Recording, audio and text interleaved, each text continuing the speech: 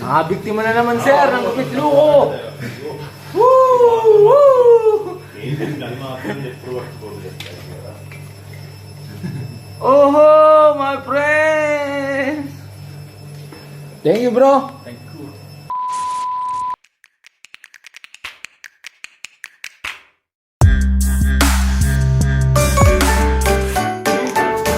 Magandang araw mga sir, si Yasto. Dobre Denya. Ito na naman ang inyong kagupit luko. Nakabiktima na naman po. Ayan, pinapakita sa akin ng isang Indiano. Kung ang gusto niyang gupit pahabain ko raw ang kanyang buhok sa harapan. Isang sa akin nga yung problema kung paano pakapalin. Yung kanya pa kaya, ayun na nga sir, nagka-IG na kami. Sinunod lang namin nasa picture. Mid-fade daw mga sir. Basta huwag ko raw gagalawin na kanyang tuktok. Madadali daw ako. Huwag ko raw yung babawasan at baka ako'y dalihin niya na. Baka last customer ko na raw siya. Ay, hinihinay ko lang ng gunting mga sir. Sa ibabaw, pakunti-kunti lang.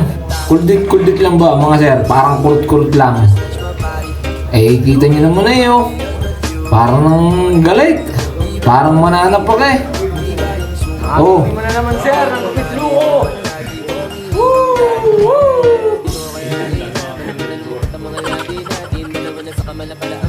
Oho, my friend. Thank you, bro. Kita nyo naman sir, ang kalokohan. Aper pa yan nga pala, ang pangalawa kong customer mga sir. Yan po yun sa bansang Nepal. Hindi po yung anak ni Rudy Fernandez ha. Kamukha lang ho.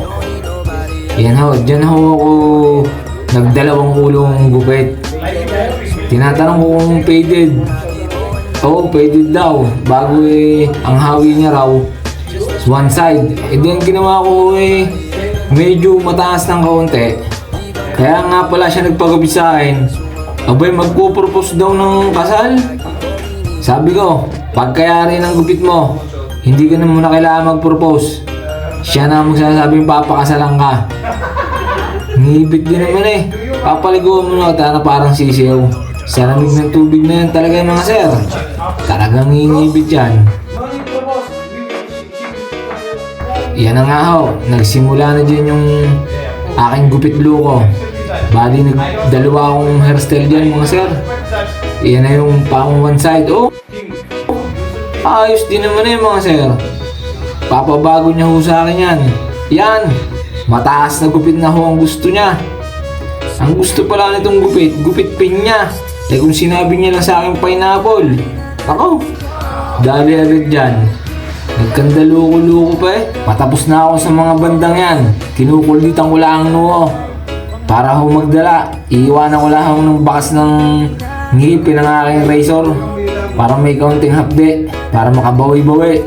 Ayan ho, tapos na ho pala. Ubad naman si Utoy Maraming salamat po sa panonood sa inyong barberong luko. Makikilike naman at share mga sir.